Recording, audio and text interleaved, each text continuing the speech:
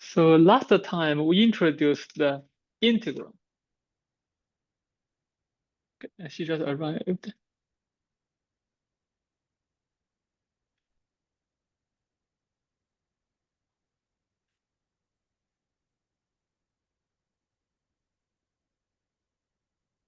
The definition of the integral. Let's start with the definition. Or motivation.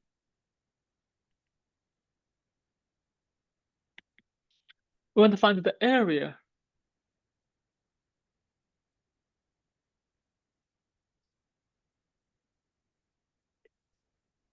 of the region bounded by a function.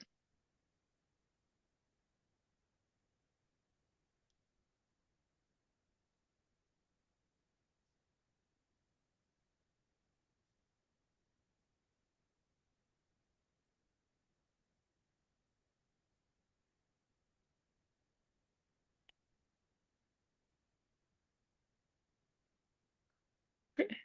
So to find this area, we cannot do it in one step. We use approximations. We partition this into small intervals.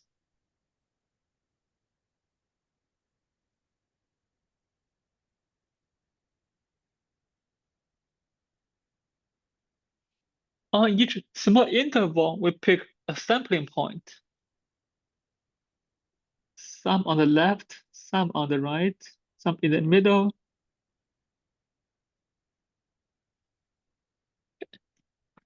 These are the sample points. Then we approximate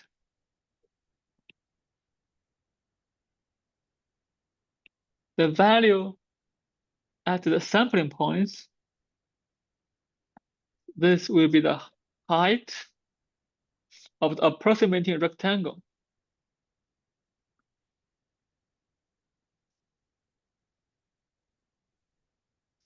Okay. So each partition and each sampling give us an approximation. The finer the partition goes, and the better the approximation we expect. So, hey, come here. Eventually, we want the partition go to finer and finer, so to go to infinite. We get the better and better approximation.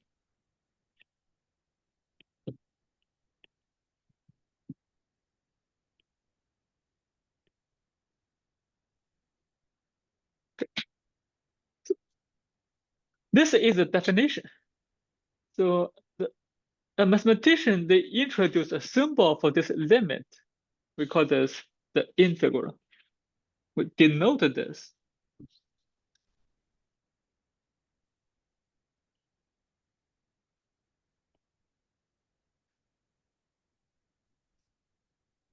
This limiting process, the result, we denote it as the integral.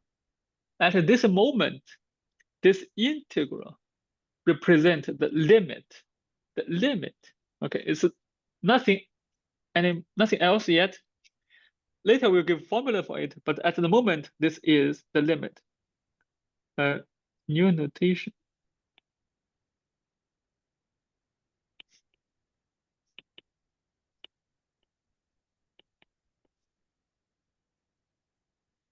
So this is the integral sign.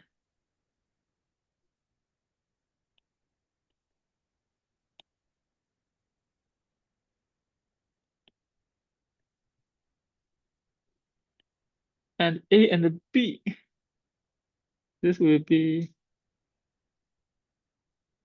the lower limit.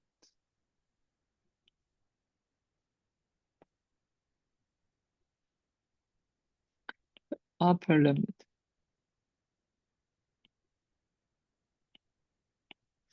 And we call F the integral. What function we're integrating? And this X, the integrating variable.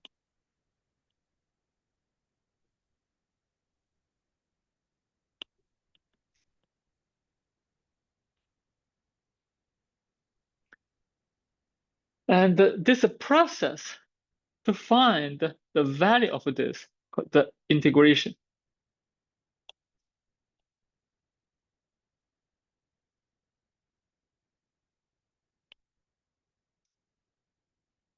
Okay. And we had a few examples where we find the limit directly. The first example. Yeah,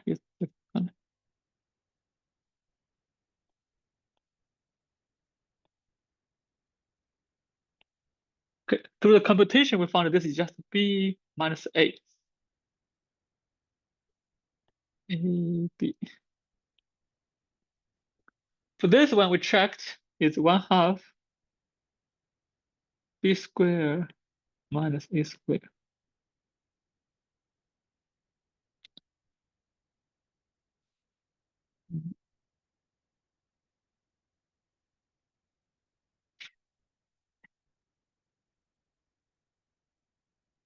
Hey, hello.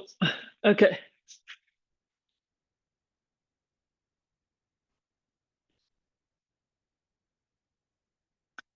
And the third one, more work.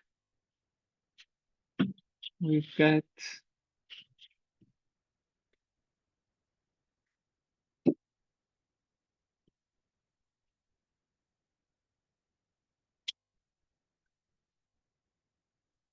okay. So I guess maybe all of you, your feeling at the end of the last time, these computations, they're kind of very tedious, very complicated, very, some maybe very boring. Now you could imagine if we go to x cube, they'll be more complicated.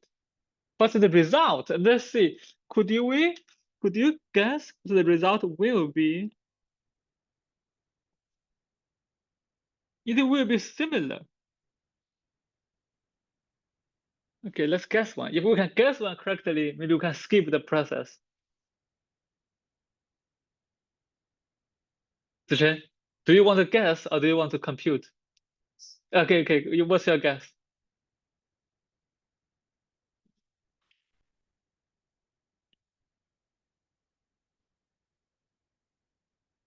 Okay, nice. Okay, she guessed correctly, so we can skip the process. Okay, how did you make this guess? Okay. Now another one. From a to b, e to the x dx. From polynomials to exponential functions. Sophia, what do you think?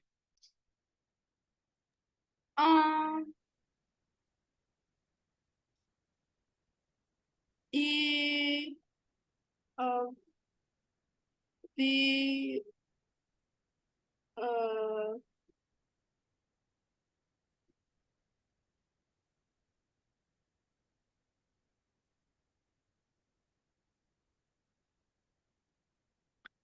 Okay, slightly different, but what you guess is on the right direction.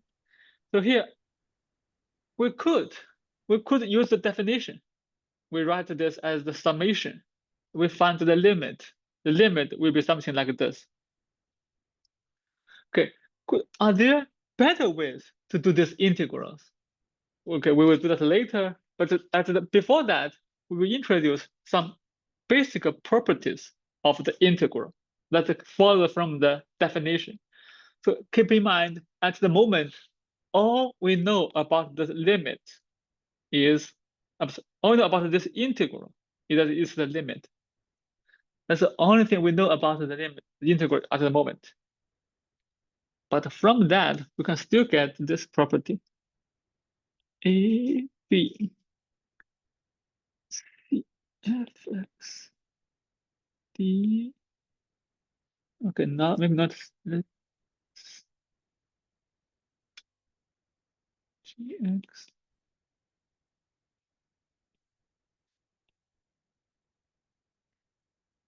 Here, A, B, the limits. C and D, they're the constants. Linear combination. Then we take integral. as the definition is a limit. But the limit, we know that it has this linear property. So in the end, we get C.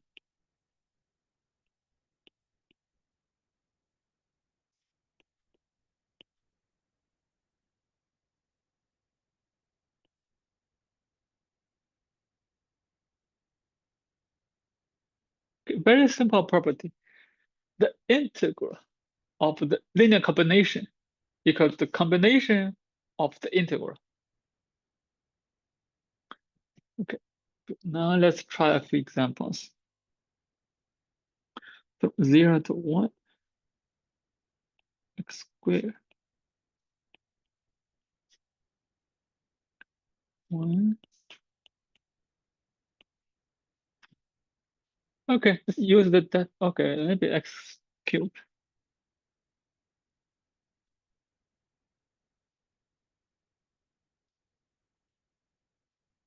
Using the formula we have before to find these integrals. This one, the difference now, A is 0, B is 1.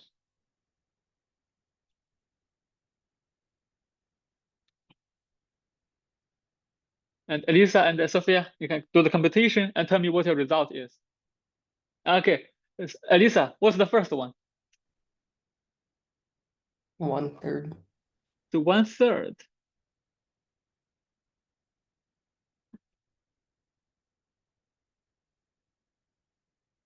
Sophia, second one.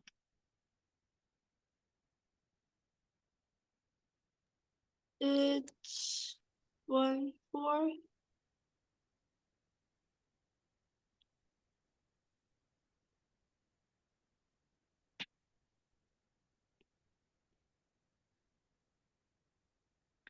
Okay. One.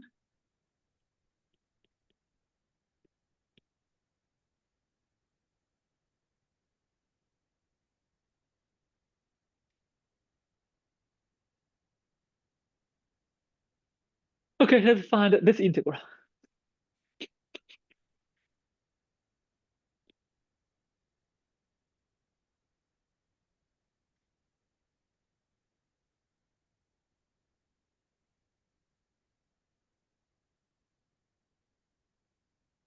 So how do you find this one?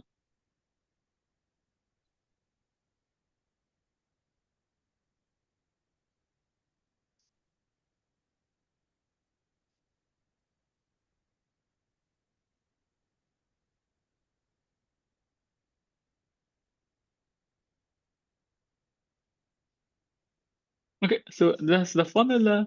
The integral of the linear combination, the combination of the integral.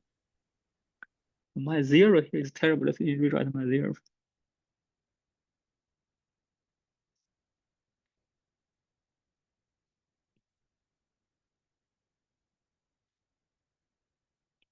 Okay, common denominator, maybe 12, 8, 15. Okay. Okay, so some properties. Then we will move to the next section where we learn this very important theorem.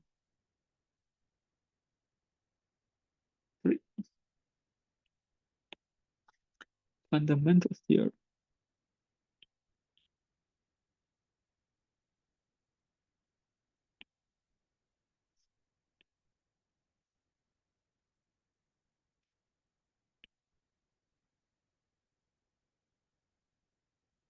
So in the future, I will use FTC for short. It may have different meanings in different class. For this class, it will be the fundamental theorem of calculus.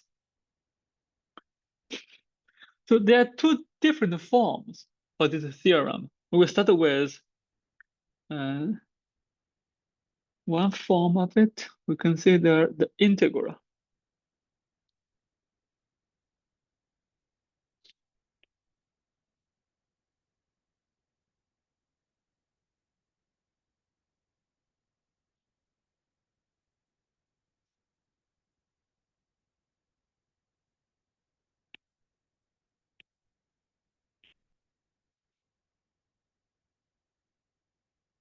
So we start with a continuous function. We consider the integral.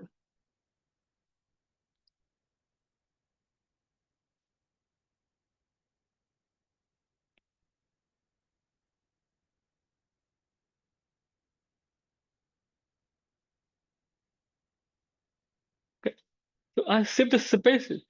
So here I could use x, dx, b. That's what we have done before. But now I want to let the upper limit change. The upper limit, I will save this as f(x). I want it to vary. Because of this, I will change this variable to t.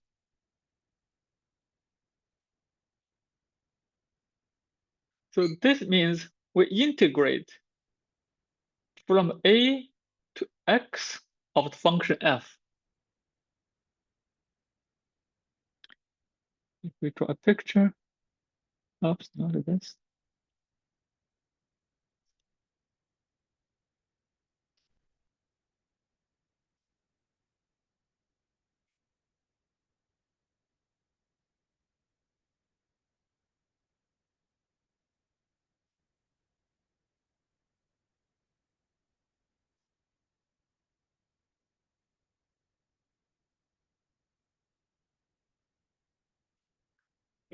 A, B, X, T.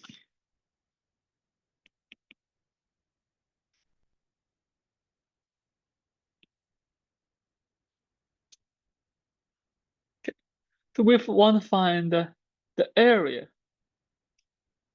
on the graph from A to X. So we integrate from A to X. I introduce an intermediate variable t. T goes from A to X.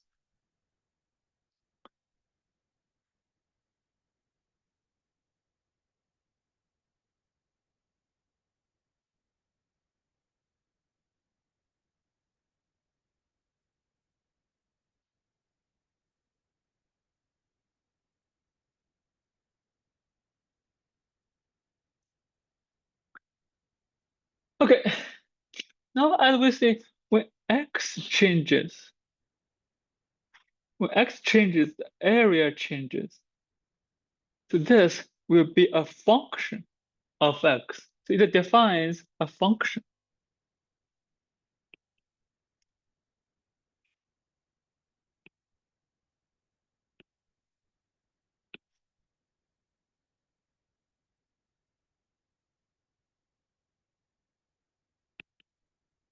Okay.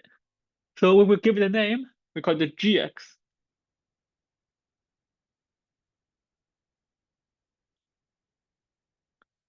Gx. We call it.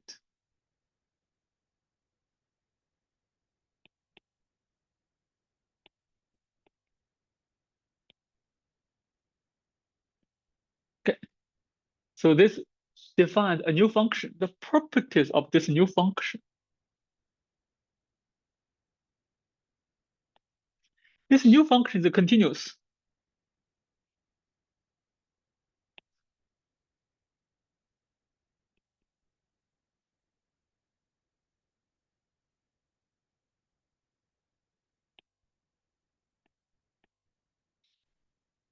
And it's differentiable.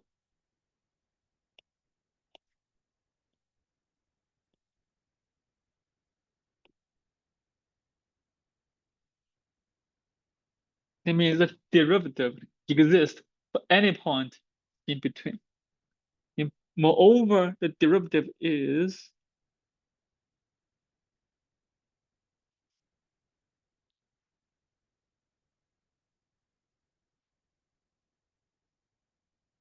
okay, 3 parts.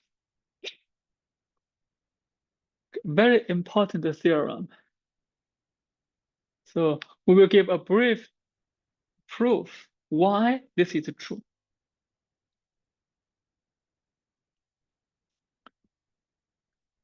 We want to show it's continuous. Sakina, was it checking? Are you checking something else? Okay, let's back to class.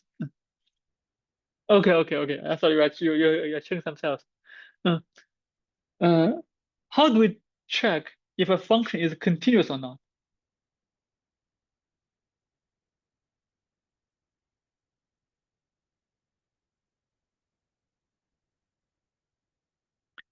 What does it mean if a function is continuous? Okay. Sophia, what do you say? Functions are continuous on a point if limit as Uh-huh. approaches a equals f of a. Okay, nice. So to check if it's continuous, we want to check the limit of the values when the point approaches a, if the value approaches GA. It's the same as we want to check if the difference is 0. Okay, let's pick a point. GX.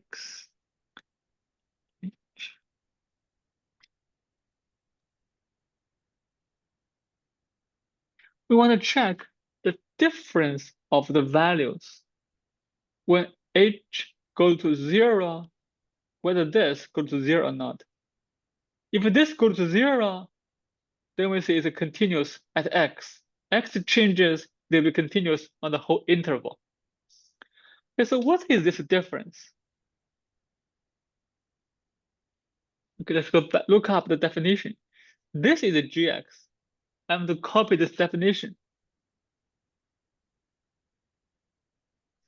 Copy the definition, GX from A to X.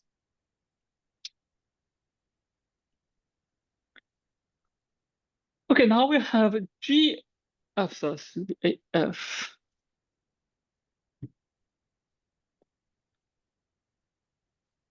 Now we have GX. What's the formula for X plus H?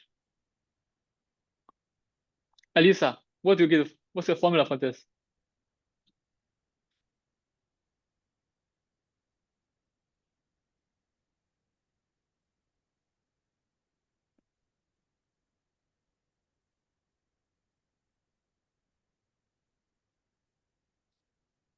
Okay, maybe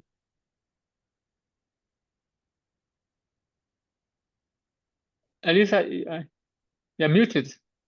Oh, no, still muted. Okay, so to find a formula for X plus H, we just replace this X by X plus H. That will be the value of G at X plus H.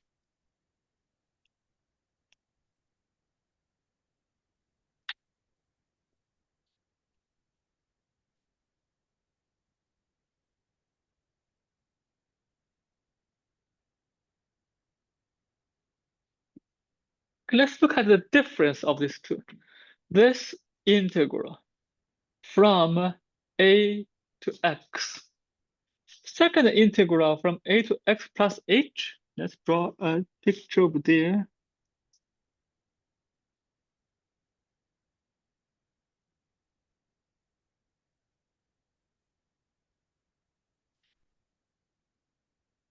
Okay, Zichen, what do you say about the difference? The first integral from a to x plus h. We subtract from a to x. How do you formulate the difference?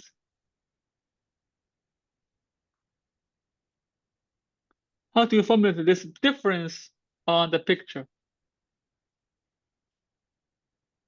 Okay, so it's the extra step we go after x. This will be this area. Again, it will be the area from x.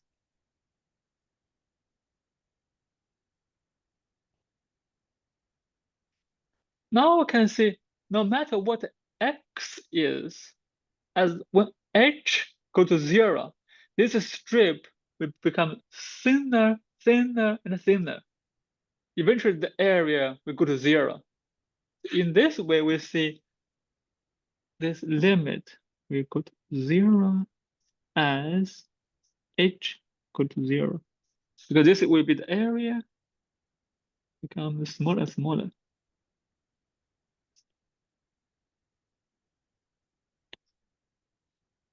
In this way, we verified to conclude G is continuous.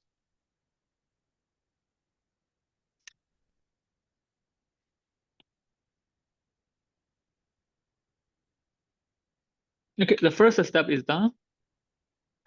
Second step, once it's differentiable, okay, the derivative exists. Okay, now it's a good time to recall what's the definition of a derivative.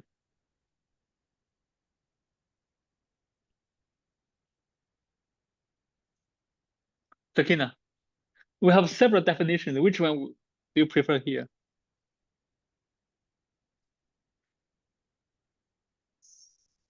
Okay, limit, we'll come back to that later. Will be h go to 0, h, g.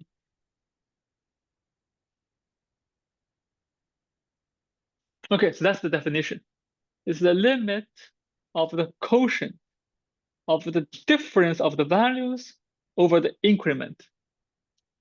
The difference we just computed it over there. Okay, let's plug in a formula. We just found that limit over h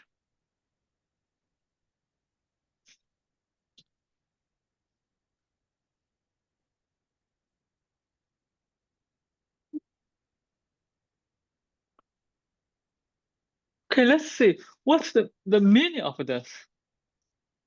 The meaning of this, as we just discussed, is the area of this strip. Then we divide the area by the width. If we divide this area by h, it will give us an approximate height of this strip, right? Now when h grows smaller and smaller, the approximate height will be exactly the height at x, which is given by fx. So just follow the logic. Okay, you have to follow the logic. So so I think you know the formula. Now I want to tell you why we have this formula. The formula is because from the very definition of the derivative, the definition of the derivative is the quotient, the difference of the values.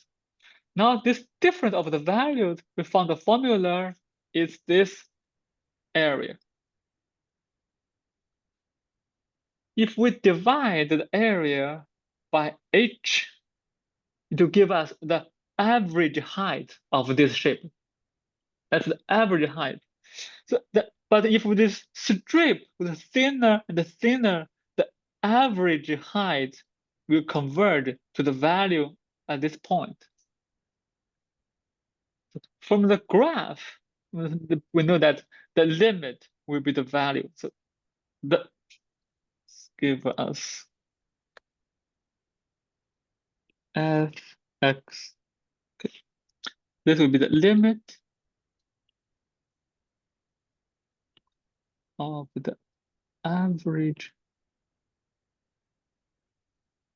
height of the strip.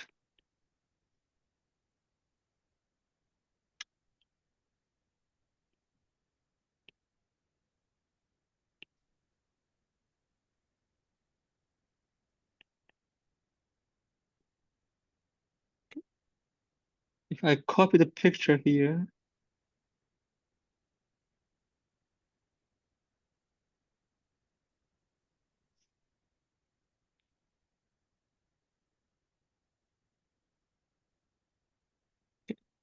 so when the strip becomes thinner and thinner, the average height converges to the height over there. And this is the formula. Okay, so not only we proved it's differentiable, we also find a form expression for the derivative. Okay, it's very important, and we will give a different formulation for this. Okay, rewrite. No. And we will use this very frequently. So we finish the proof. Then you put the QED question and desired. Have you seen this before? QED? No, and you haven't? What's it short for? So sometimes we write this at the end of a question or end of a proof. The question ended desired. So we finished what we want. Okay.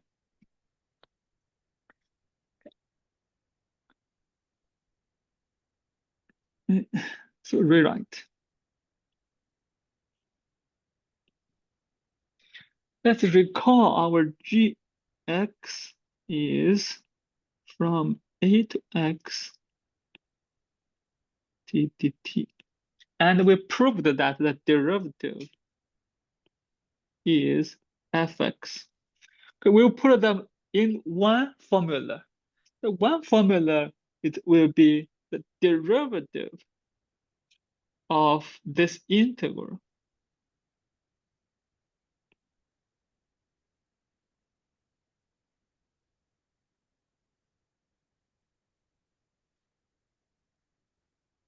Okay, so we give a function f. We first do the integral from a to x. Then we take a derivative of the upper limit. We recover the function. In this sense, the derivative and integration, they kind of the inverse operation. If we do the integral first, we do the derivative, we undo what we have done over there.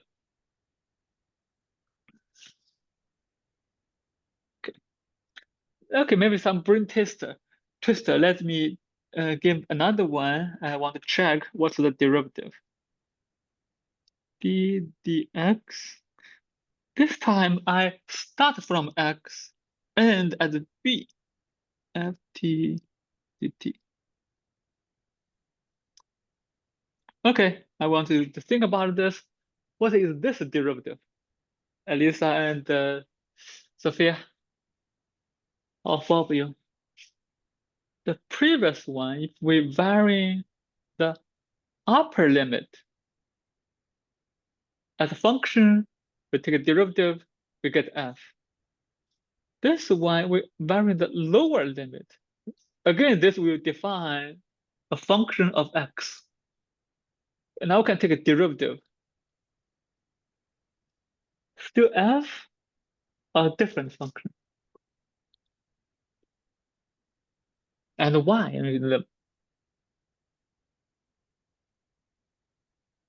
Okay, Sophia, what do you think?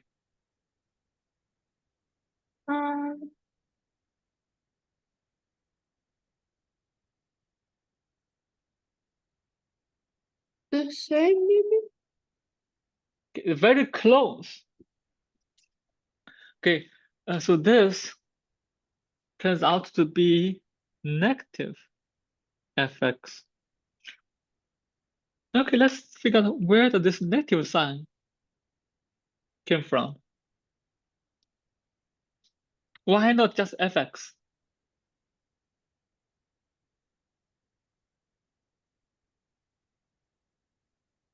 Elisa, what's your explanation?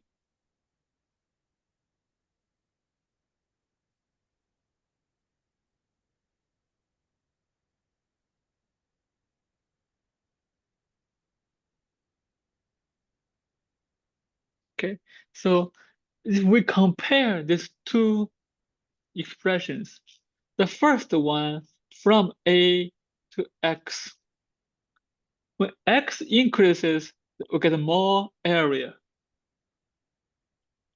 But this one from x to b, when x increases, we get less of the area. That's why we have the negative sign, because this becomes smaller and smaller. Do you agree? You don't understand? Okay, let's see. What does this mean? Let's draw a picture. Maybe it's better to draw a picture. Okay, the same function. Let's start at B.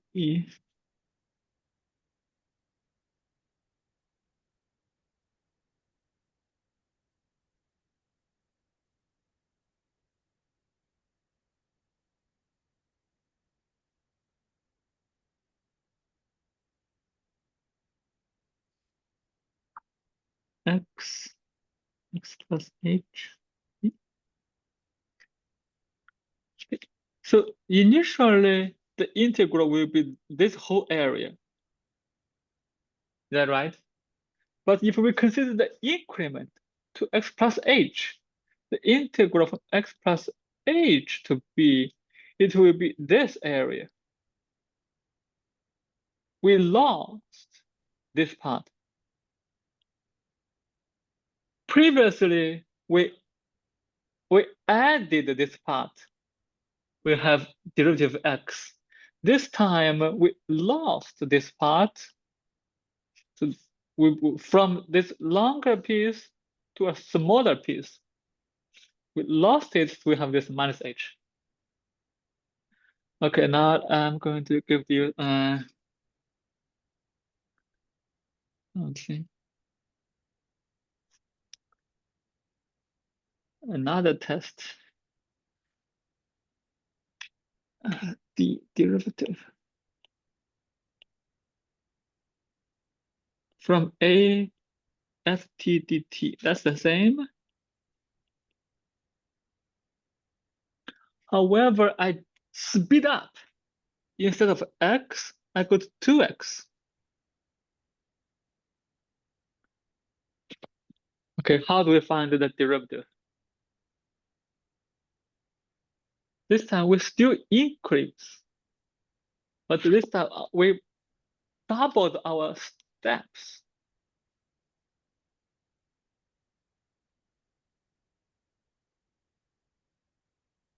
Sophia, what do you think? Still fx? No. No, okay, no. Because previously we ended at x, we have fx. This time we ended at 2x. At least we should have 2x. Yeah. But still we are missing something. Okay, let's see how to find this formula. We will go back to the definition. Recall gx, recall from a to x ft dt. And we have the derivative.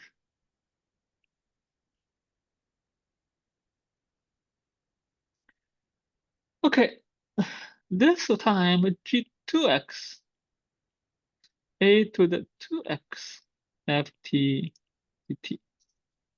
Now we want to find this derivative, the x g2x. Okay, what's this derivative? How do we find this derivative? What rule should we apply?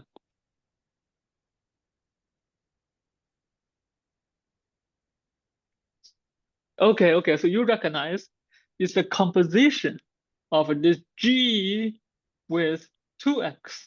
We use the chain rule. There will be the derivative at 2x and the derivative of 2x. Derivative of 2x, we can apply the formula. It's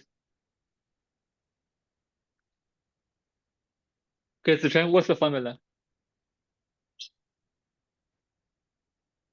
This is fx. What's the derivative at 2x? f2x and 2. Okay, now you can see how we take this derivative. Even this is on the upper limit, still can take a derivative, just we apply the chain rule. Okay, now some more practice. Are going to be wild dx 4x b ft dt. Okay, think about this. What's the derivative? Elisa and Sophia, enter your answer in the chat. What do you think?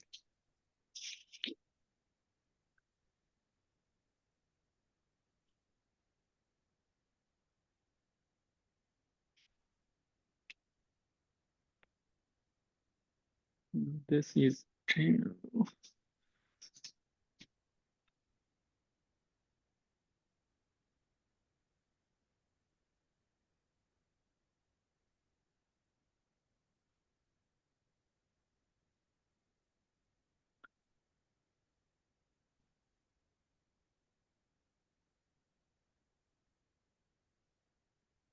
Okay, so now where do we start? So previously so for this one, we introduce a function. We know what the derivative is. Just we replace x by 2x. So here I would start with the same thing. Let's introduce a function. hx x to b ft dt. And we found the derivative.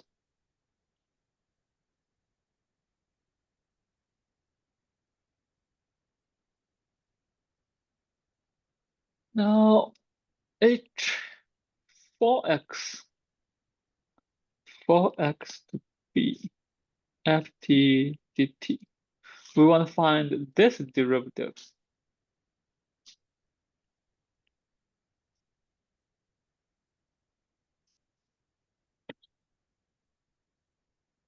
Okay, so can I finish this?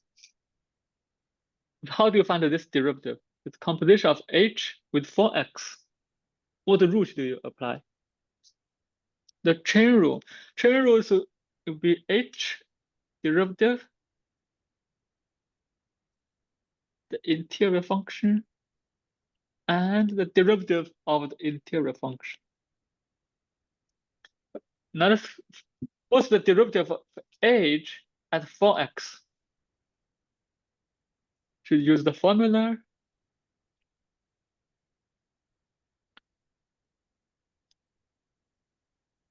At 4x. Okay, yes, Sophia. You get the same thing? Yeah. Okay. Now let's go a little bit more. I'm going with from sine x to e to the x ft dt. Both are lower and lower and the upper limits are functions. How do we take derivatives?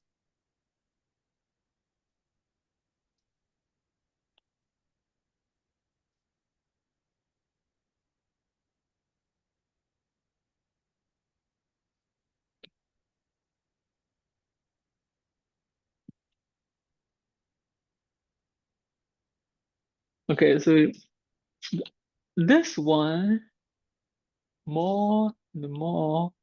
This increases have less. Okay, a general. Maybe I can give you a formula so it's easier to understand. D dx ft gx hx when both the lower and upper limits are functions. It will be f hx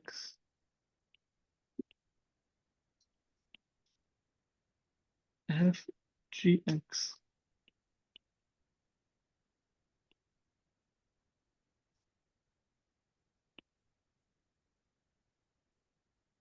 Okay, you can compare this with the previous two special cases.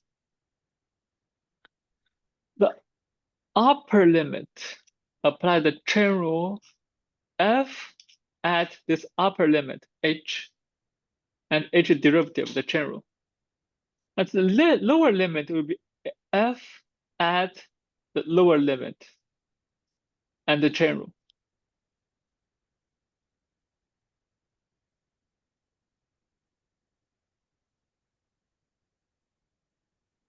Yes or no? Questions is the change. Uh-huh. So do you agree with this one? Okay, so Yeah. okay, yes. And Elisa, you have been quiet for the whole day, Elisa. I think.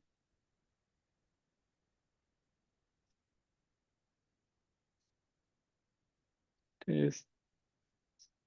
She's very quiet. Okay. Okay. So let me give you a formula for each of these two cases. Then we combine them.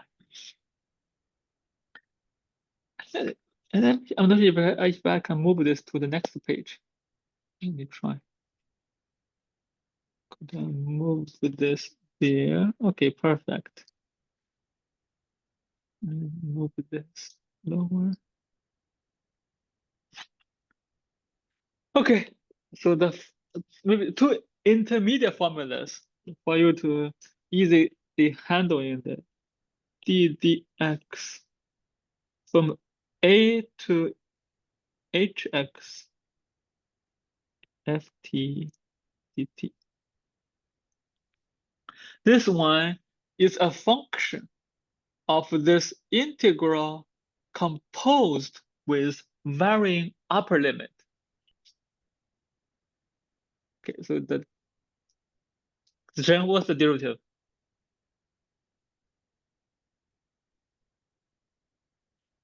This one.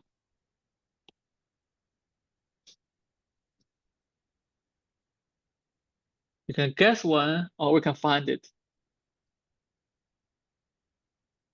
Okay, so to find this, we introduce this function to h. What's the notation? I'm going with the capital G. Oh, we have one. Gx equals a to x ft dt. And this will be d to the dx g. Okay, so then what's the interior? Okay, nice. Nice. Now we have a chain rule. Okay, apply chain rule. What do you get?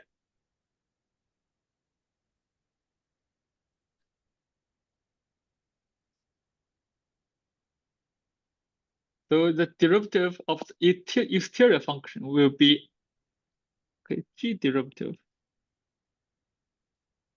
Okay, we will come to it. First, we'll apply chain rule. So here, what's the g derivative?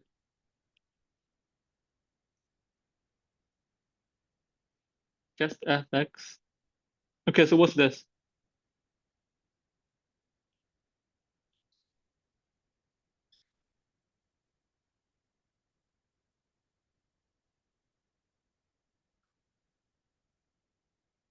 Okay, so that's it. That's it. Okay, that's what that's it. Okay. Uh, um, you put a box around it.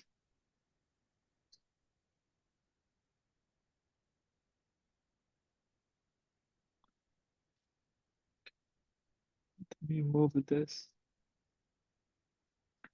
further down the side. Yes, further down. D dx and gx.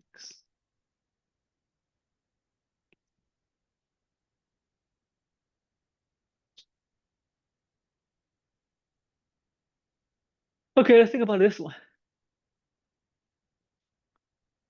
Previously, we have this varying upper bound, upper limit.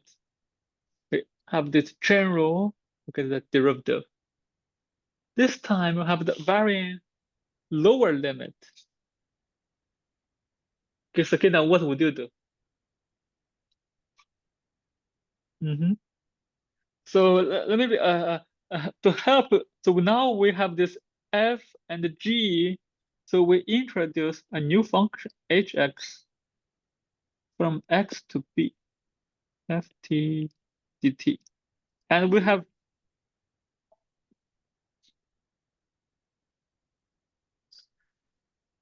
Okay, so you have a formula. Let me see if you get this F.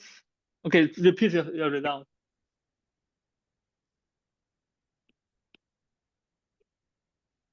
Almost. Very good. So the only thing missing.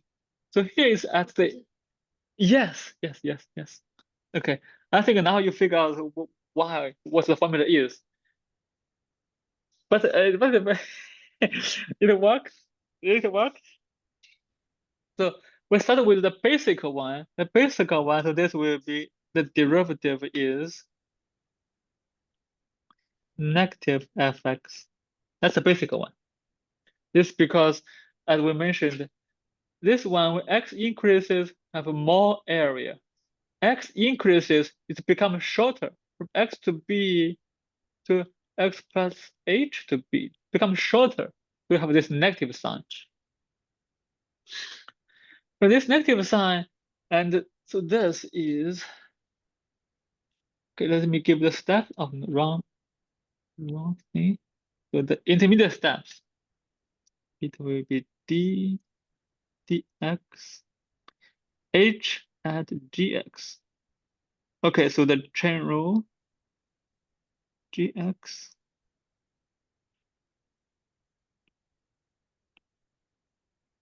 of gx.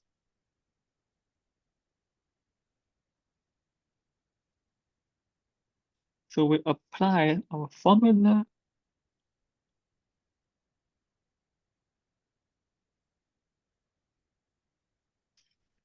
And we box this,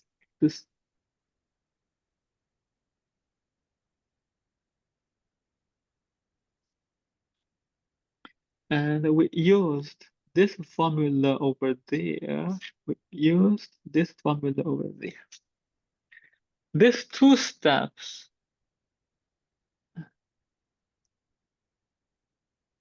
nothing but a chain rule.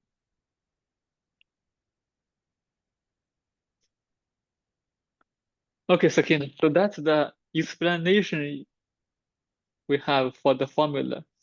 So start with the basic one.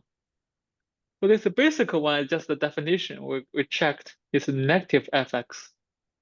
Now the lower limit changes. It will be the composition of this function with the lower limit. Okay, so it's the composition. We know how to take a derivative of a composition. It's general. Derivative of exterior, derivative of interior. The exterior, we know that this at x is negative fx. So at gx, negative f at gx. Okay, so okay, let's have 5 minutes break, give you some rest, and we'll get back to the formula. Okay, 5 minutes break, and be back at 11.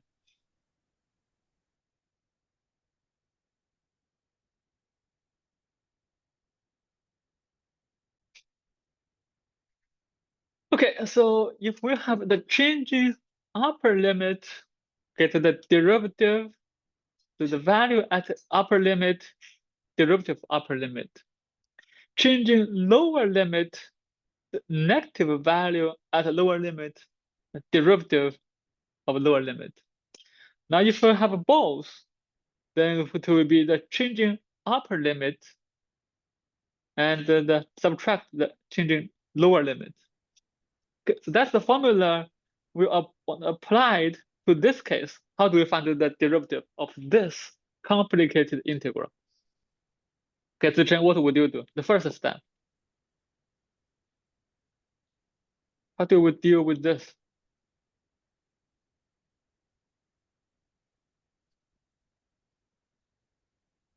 Okay, so this will be f at the upper limit and the derivative of upper limit.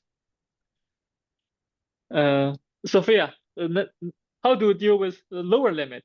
Minus Uh-huh. f lower Uh-huh. times derivative of Okay. Okay, so not very complicated. Okay. Let's try. Okay, so that's the first part. The integral, then derivative, we recover the formula. The second part, so let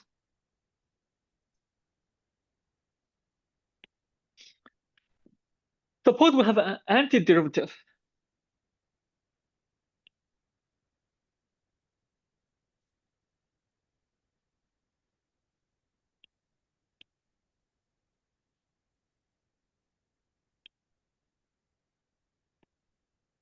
Okay, so Kina, let's recall what does this mean? We say this is antiderivative.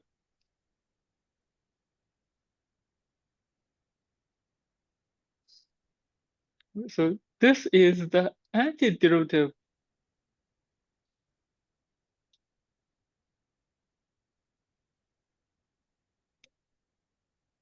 So let let me see the an antiderivative. That means if we take a derivative of this f, we go to lowercase f. Okay, so that's a capital F is the antiderivative. Then the definite integral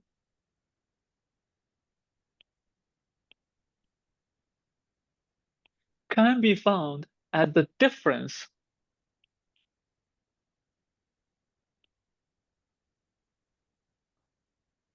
to endpoints. So in the future, we will introduce a short notation for this. So a short notation.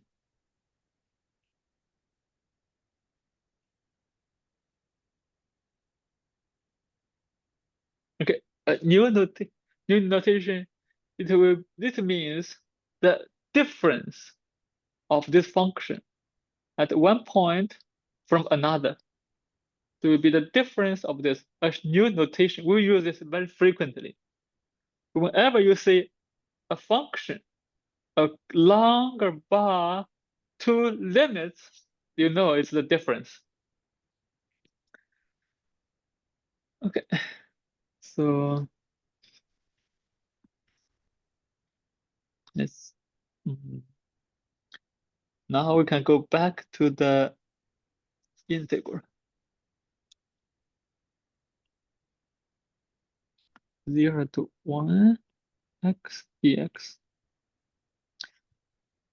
Okay, how do we find this integral? Previously, we used the definition. Now we can use the theorem to do the integral. We just need to find an antiderivative. Okay, so fx equals x. Okay, Sophia, give me an antiderivative. Um, 1/2 x squared. Okay, we have one antiderivative. We can apply the theorem, so this will be the difference at the fx. It will be 1/2 square. My 0 is bad.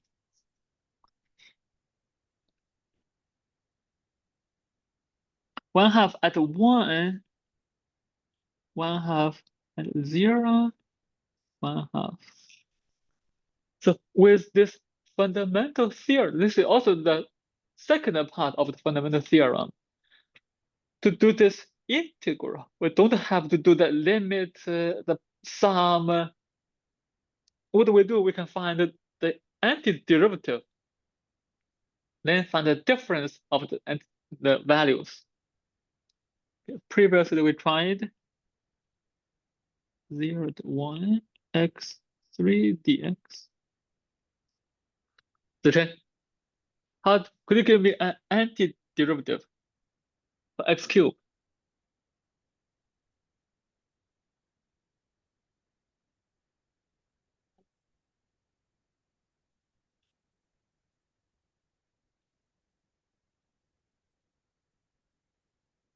Okay, we can check if you take a derivative of this, you recover this function.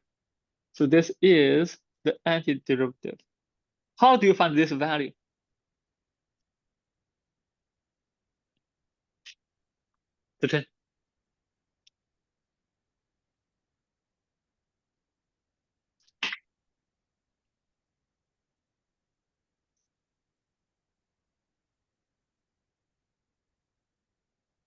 Okay, the next one, we mentioned it, but we didn't work the details.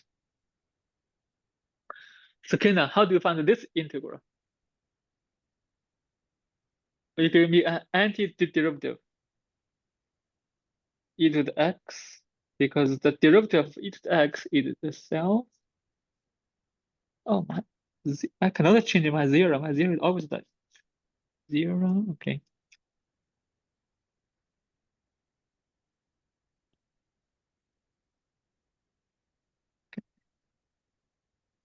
Let's try a little bit more. Not zero. 2 to 5. Okay, Sophia, how do you find this integral? You do Mm-hmm. uh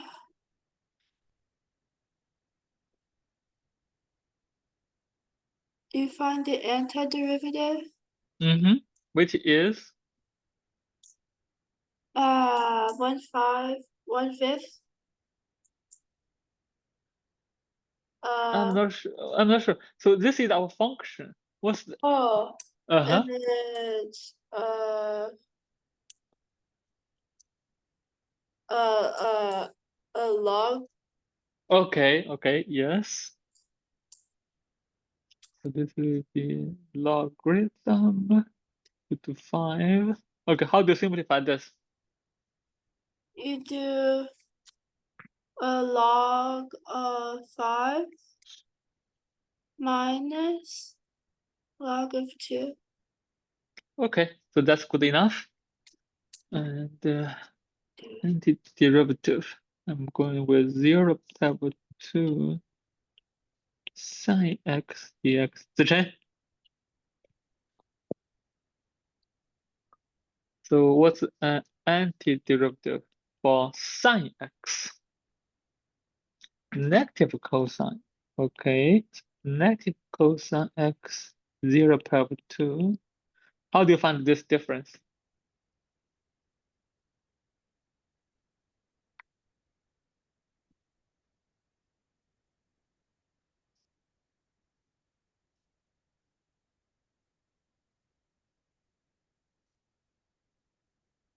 Okay, nice. So this will be negative 0 minus negative 1. So minus negative 1 is 1.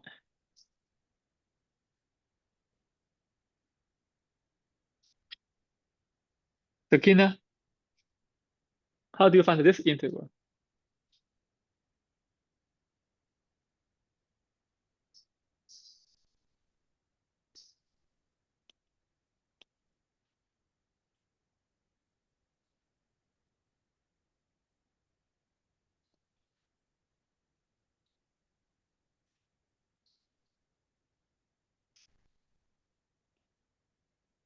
Okay, very good.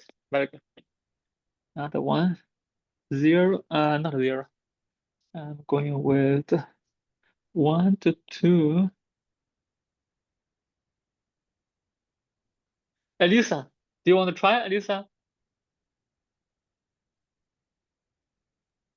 Mm, So antiderivative for 1 over x squared. negative Mm-hmm. 1 over x. Yes, very good. Okay. Um, Which is negative 1/2 plus 1.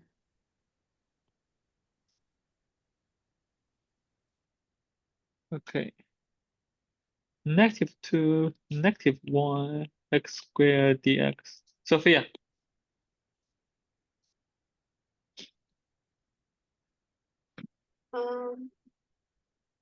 Negative 1/2 x. What do you have negative one? One over x squared. Okay, so what's Wait, the 1 over anti? x. Okay, okay. It's the same? It's the Yeah, same? the same. Okay, I got this. So -2, -1, and which is? 1 minus. Okay, -1. Okay, yes. Minus negative. So in the beginning, I write down all the negative signs. Okay, so I have too many, so this will be 1 minus 1/2. 1/2. Okay, nice. The next one, this -2 to 2, 1 over x squared. Okay, think about this. What's your answer? Write on paper. Use a pencil, use your pad, anything. Write the result and tell me what you have.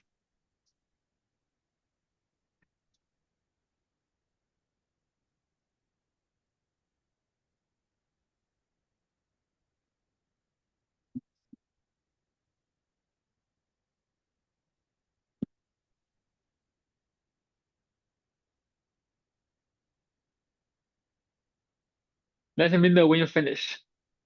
And if you have questions about your result.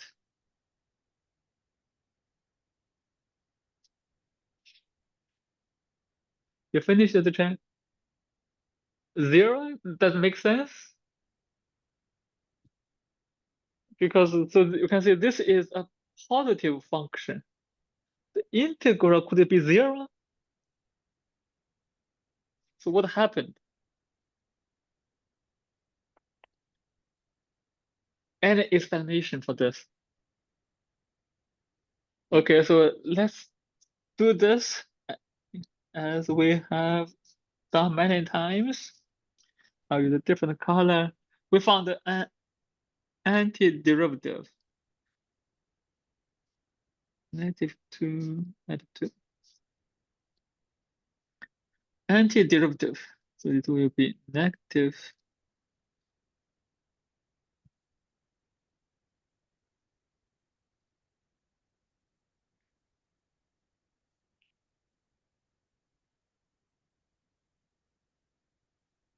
So -1/2 minus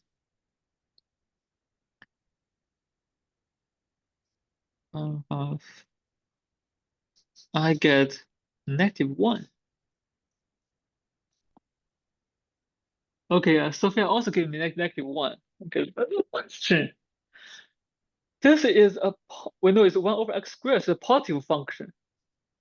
The area of this should be positive. How could we end up -1? Sophia, what's your guess? Anything went wrong in this process?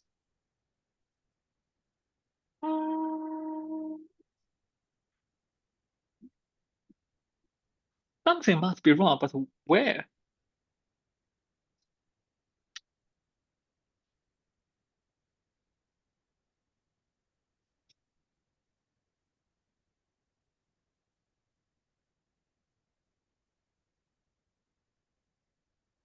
So, Keaton, do you get the same result? But something went wrong. We know that the integral is the area. Positive function, we should have positive area.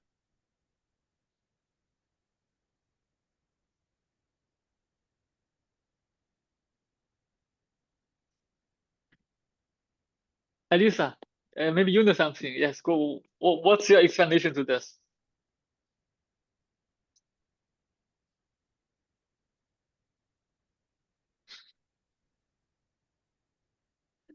It's not easy. Oh no. It's not easy. It's not our foundation. It's not mathematics. It doesn't work. So it's because we missed some points when we use the theorem without too much thinking.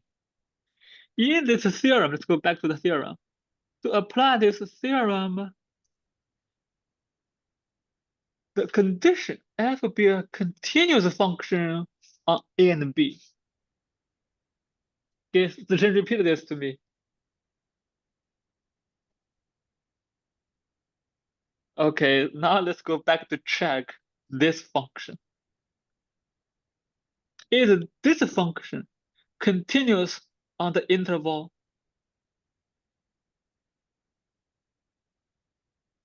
No. Not there yet. Okay, it's coming. Not there yet. Okay, maybe too many pages. Okay, now we see what went wrong, because this function is not continuous from -2 to 2. It goes to infinity, then go back to from infinity, not continuous. So be very careful. If you apply the theorem without too much thinking, you get some number, but this number is far from being correct. Okay. So let me label this -2, 2. This is incorrect. The point is this step is incorrect because 1 over x squared is not continuous.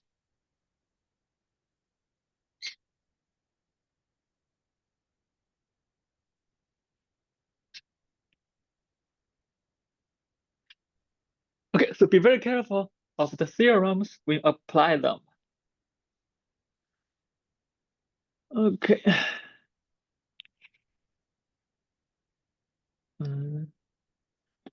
So this is about this definite integral. We have this upper and lower limits. So next section, we relax this. We get more cleaner, we get cleaner formulas.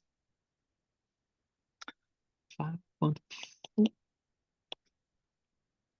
indefinite.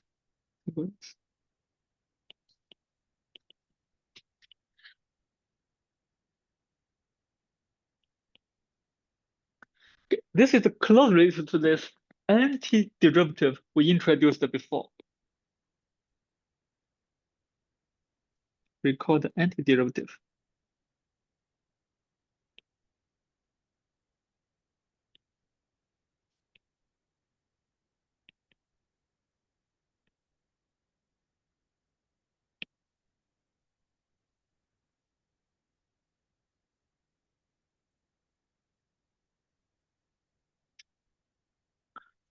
Okay. So here the antiderivative involves two notations: the function and the derivative. Oh, terrible. Else. So from now on, we will call this the antiderivative, the integral of x dx. Call this the antiderivative. No, the indefinite integral.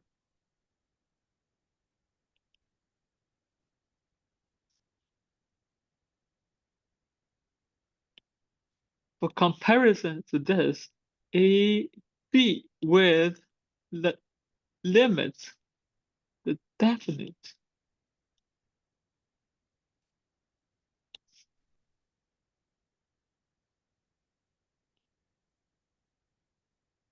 Okay, so we have this, the definite integral. If it's integrable, it's the difference at the two endpoints. The indefinite integral without the limits.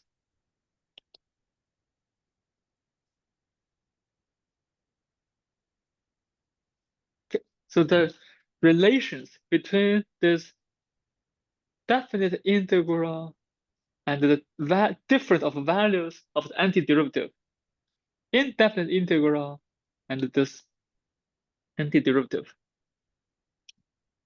Okay, what's the antiderivative?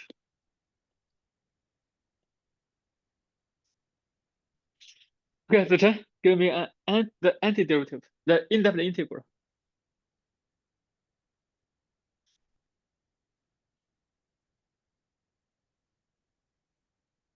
Let's see. Okay, so the indefinite integral. See, 1 over x squared dx. Sakina.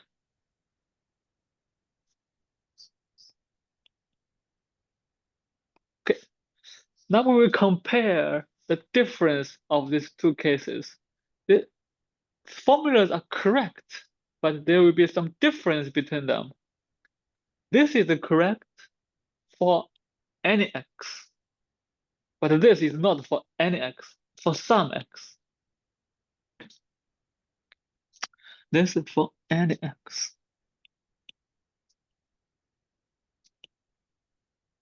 Or on any interval. On any interval. But this one, either x positive or x negative, but not both.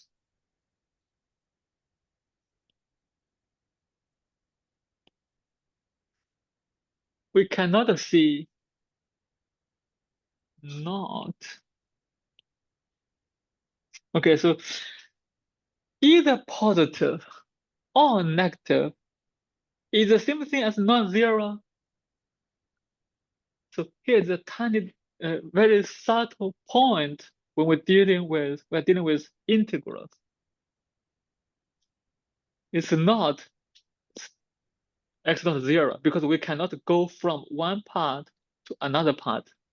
We have to restrict ourselves either to this domain or this domain, but we cannot jump domains. Okay.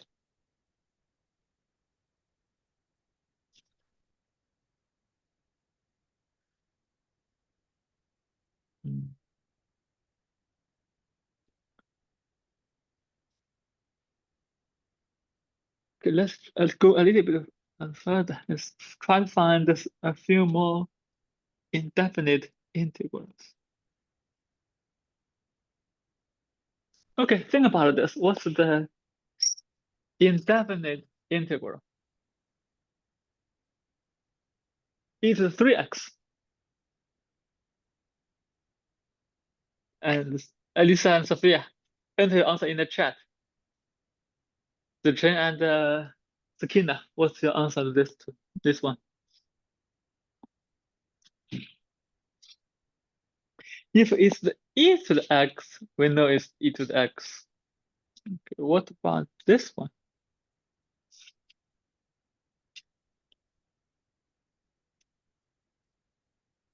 Okay, we have one attempt. So let me write down that case. E to the x, e to the x, e to the x, c. So we have one result, 3e to the x.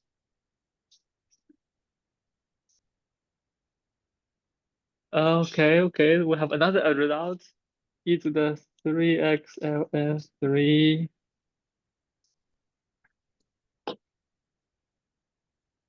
Okay, so how do we check? We should, okay, Zichen, if you take your derivative, what do you get?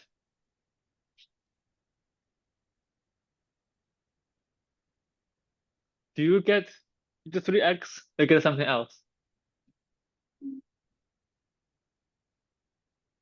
Okay, do the what's your derivative?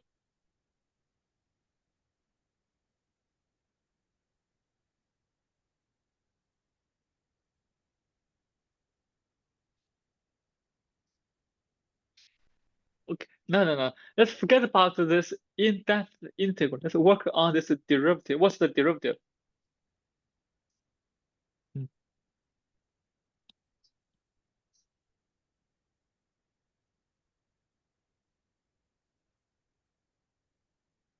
Okay, we want to eliminate the 3, but you end up with additional 3. How do you eliminate this? Okay. Now it should be 1/3. If you have this 1/3, let's try this again.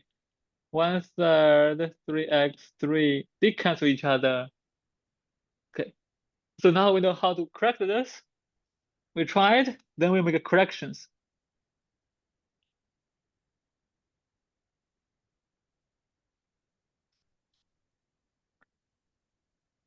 Okay, so we will have more about this next time. So today, what we learned, the fundamental theorem of calculus. If we can find the antiderivative, we have a better way to do the integral. But when you do that, you should be very careful about the domain. Otherwise, get something very strange. The positive area becomes negative. Okay, so we'll see you next time. Okay. And Sophia and Elisa, questions?